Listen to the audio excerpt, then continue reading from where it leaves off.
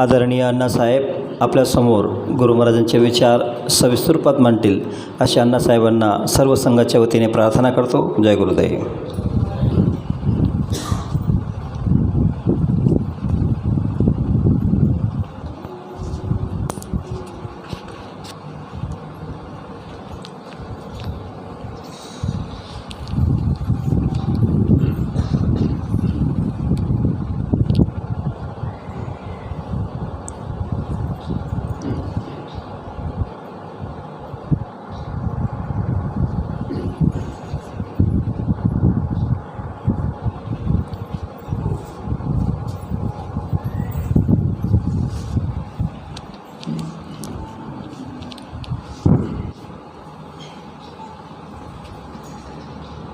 जय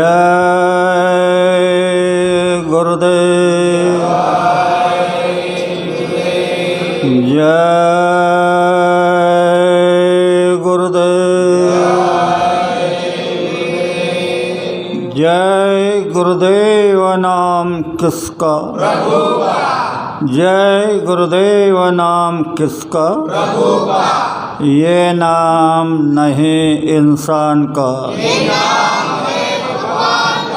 तो प्रेम से बोलो जय गुरुदेव। जय गुरुदेव।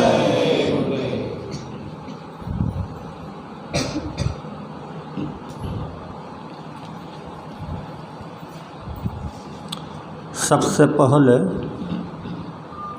युग परिवर्तक परम संत बाबा जय गुरुदेव जी महाराज, इनके चरणों में शत कोटि प्रणाम करता हूँ। साथ ही साथ जिसने यह त्रिलोक की रचना बनाई उस ईश्वर को प्रणाम, उनके दृश्य अदृश्य शक्तियों को प्रणाम, और यहाँ पर उपस्थित इस पुनगांव गांव के सभी सज्जन भाई और बहनें, दूर दराज से आए हुए सत्संग प्रेमी भाई और बहनें, और एक रैली में चलने वाले सत्संगी भाई और बहनें, सबको बड़े प्रेम के साथ जय गुरुदेव। प्रेमियों, बहुत कुछ सुंदर सुंदर बातें आपने सुनी, हमारे दादा साहब ने सुनाई, सर ने सुनाई, तो अब थोड़ा चित्त दे करके सुनो। पहले तो बात यह है कि संत और फकीर, इनको कोई नहीं पहचानता, और उन्होंने थोड़ी जानकारी के लिए अगर कुछ चमत्कार भी कर दिए तो लोगों के समझ में नहीं आता। बाबा जय गुरुदेव जी महाराज आम जनता को बता रहे थे कि तुम इतने पागल हो गए हो तो तुमको मांगते भी नहीं आता, और मौज में आकर मैं कुछ दे देता हूँ तो आप फेंक देते हो। ऐसे में जितने भी सत्संग हो रहे हैं उनमें यह अनुभव कर रहा हूँ कि मैं क्या सुना रहा हूँ, आप क्या सुन रहे हो, क्या अर्थ लगा रहे हो, कोई ठिकाना नहीं। फिर भी आज इस रैली के निमित्त इस गांव की तमन्ना थी कि एक सत्संग मिल जाए, तो यह सत्संग का कार्यक्रम इस धरती के ऊपर कहा कि जब जब होए धर्म की हानि, बाढ़ ही असुर महाअभिमानी, तब तब प्रभुधरी मनुज शरीरा, हारई कृपा निधि सज्जन बहुपीरा। दफ जिस धरती पर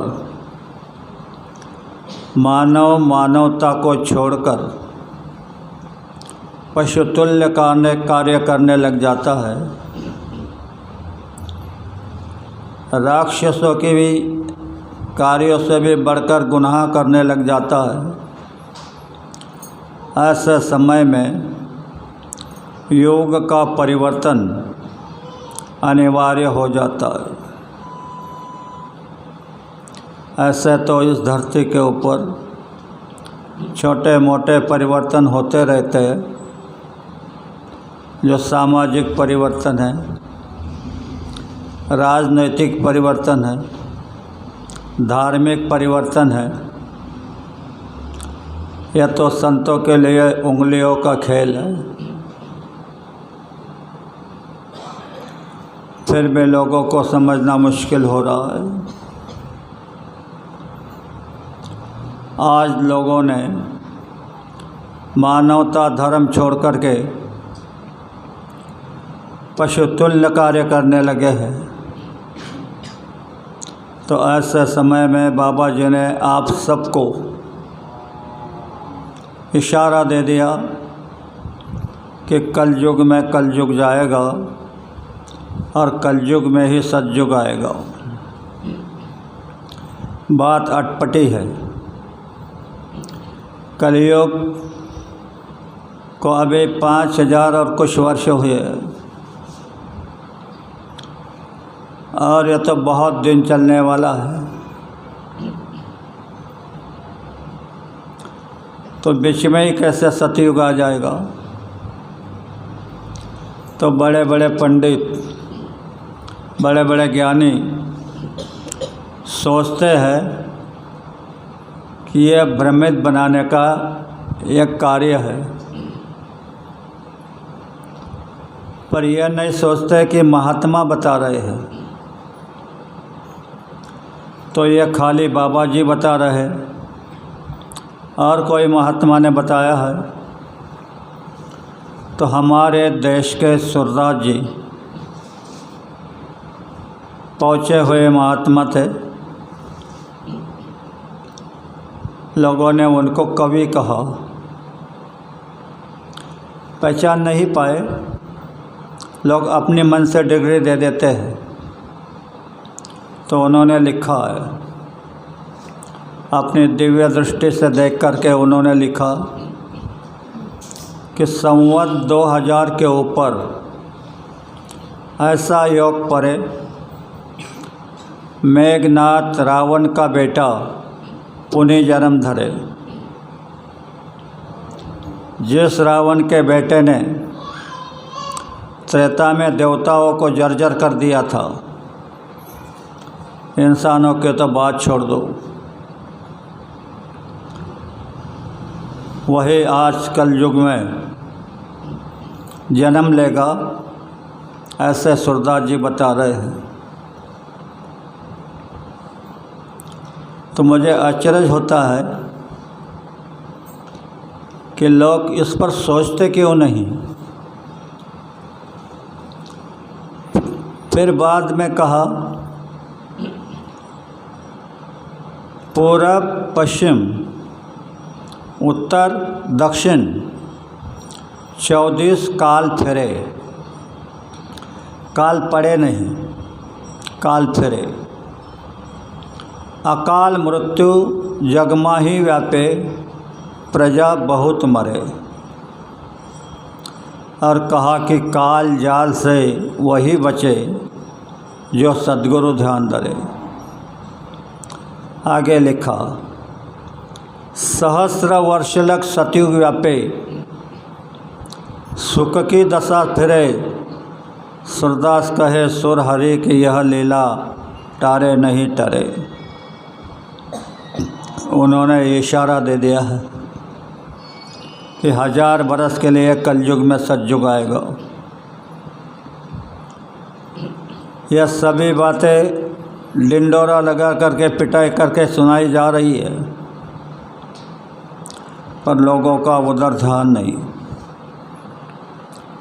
लोगों का सारा ध्यान स्वार्थ के ऊपर, मैं धनी बन जाऊं, मैं मानी बन जाऊं, मेरा सम्मान होने लगे, मेरी प्रतिष्ठा होने लगे। महापुरुषों के पास जाते हैं तो क्या मांगते हैं? मुझे एक बेटा दे दो, मुझे पत्नी दे दो, मुझे एक माड़ी दे दो, मुझे थोड़ी खेती दे दो और मुझे निरोगी बना दो। तो एक काव्य में कहा है कि बाबा जय गुरुदेव जी महाराज ने मथुरा में लगाई हरि नाम की बहुत बड़ी दुकान, भक्त जनों को मुफ्त बांटे प्रसाद के समान। रंग रंगीले आते गिराई, पूछते हैं दुकान में क्या क्या है सामान। मोक्ष की चाबी लेते नहीं, उठाते बिना काम का बारदान। एकाध आता है गिराई, वो ले जाता है वेदवाणी और ब्रह्म ज्ञान। थोड़ा सा रखता ईमान, एक बच्चा भी दे दो भगवान। दुकानदार बड़े खिलाड़ी, बड़े गौर से देखते उसकी भक्ति और ईमान। कहते हैं नाराज होके जाना नहीं, अगन सुदी दसवीं को आएगा सामान। तो प्रेमियों, आप लोगों ने बाबा जी के हर कार्य में जाकर के मथुरा में सब कुछ देखा, पर कुछ नहीं समझा। बाबा जी ने बहुत प्रयास किया समझाने का, पर काल ने ऐसी पट्टी लगा रखी है कि हमारी आंखें बंद कर दी, कान बंद कर दिए और हम उस स्वार्थ की पट्टी के पीछे लग गए। आप महात्माओं के वचनों पर विश्वास ही नहीं करते। अगर करते होते तो महात्माओं ने जो कहा कि जैसी स्थिति आहे तैसा परि राहे, कौतुक पाहे संचिताचे। महात्मा ने यह बताया कि तुम्हें जो मिला है उसी में खुश रहो, किसी को दोषी मत कहो और तुम भी उसमें हेरा करने के प्रयास मत करो। उसने ऐसी योजना बनाए हैं कि जो तुम्हारा प्रारब्ध है वो तुम्हारे पास दे दिया है। इस प्रारब्ध के अलावा ना तो आप एक कौड़ी मिला सकते हैं, ना तो एक पाई कब मिल सकती है। इसलिए कहा कि उनकी लेन देन की रीत बड़ी है, बाकी महात्माओं की, ईश्वर की लेने देने की जो रीत है वो अलग है। उनकी लेन देन की रीत बड़ी है, बाकी समझदार तो चुप रहता है, मूर्ख शोर मचाता है। ये ऐसे कैसे हुआ, ये वैसे कैसे हुआ। और समझदार कहता है चलो भाई भगवान की मर्जी। ये पहले एक पंक्ति में लिखा है कि मेरे दाता के दरबार में सब लोगों का है खाता, जो कोई जैसी करनी करता वैसा ही फल पाता। क्या साधु, क्या रंग पुजारी, क्या राजा, क्या रानी, ये तुम्हारे हमारे लिए है। प्रभु के पुस्तक में लिखी है सबकी कर्म कहानी। अंतर्यामी अंतर बैठा सबका हिसाब लगाता, मेरे दाता के दरबार में सब लोगों का है खाता। तो अगर तुम्हारा खाता उसके दरबार में, उसके यादी में है, डायरी में है, तो कुछ मांगना है तो उससे मांगो। झूठ, फरेब, बेईमानी, कतलाम, व्यभिचार, भ्रष्टाचार, पापाचार करके क्यों कुछ करना चाहते हो? क्योंकि दूसरी बात यह है कि हमने सच्चा धर्म जाना ही नहीं। तो इस पर हमारे देश के वंदनीय तुकडोजी जी महाराज ने एक पंक्तियाँ बनाई कि सच्चा धर्म नहीं जाना भाई, तूने सच्चा धर्म नहीं जाना। माथे पे चंदन तिलक लगावे, माल गले में भारी, और गरीबन की कदर नहीं है, क्या बोलेगा बिहारी। गेहूं में कंकड़, पेड़े में आटा, दूध में पानी मिलाए, मीठी बानी कहकर बेचे, कसम धर्म की खाए। आगे कहा, सरकारी अफसर होके सेवा करना नहीं सीखा, अर्जदारों से खाता पैसा, देश की इज्जत गंवाता। तो इनका कहना है तुम धर्म नहीं जानते, धर्म की कसम खा करके झूठ, फरेब, बेईमानी कर रहे हो। तो इसका ये परिणाम हुआ, हमारे कर्म ऊपर अंबार में जमा हो गए और वही कर्म हमारे ऊपर टूट रहे हैं, रास्ता नहीं मिल रहा है। बड़े बड़े मठाधीश, बड़े बड़े वैज्ञानिक, बड़े बड़े लीडर, प्राइम मिनिस्टर, साधु ढूंढ रहे हैं कि क्या रास्ता मिले। यह किसी किताब में लिखा ही नहीं है तो मिलेगा कहाँ से? यह महात्माओं की दौलत है और यह सत्संग के द्वारा मिलती है। इसलिए बाबा बार बार कहते थे कि सत्संग को अच्छी तरह सुनो, सुनने के बाद गुनो। अब ये तो समझ में नहीं आया भाइयों के कि गुनने का अर्थ क्या है। गुनने का मतलब है कि जो अनुचित शब्द निकले उसको छाट दो और जो उचित शब्द निकले हैं उसको पकड़ लो। कई तरह से बताए और ये समय सामने खड़ा हो गया। अभी हमारे सर आवाज़ लगाते हैं कि 2-4 वर्ष पूर्व आपने देखा नेपाल और उत्तराखंड में क्या हुआ।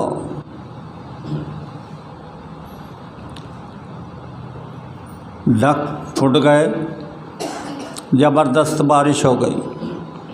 बड़ी बड़ी जटा वाले, बड़े बड़े दाढ़ी वाले साधु झुंड के झुंड बह कर के चले गए,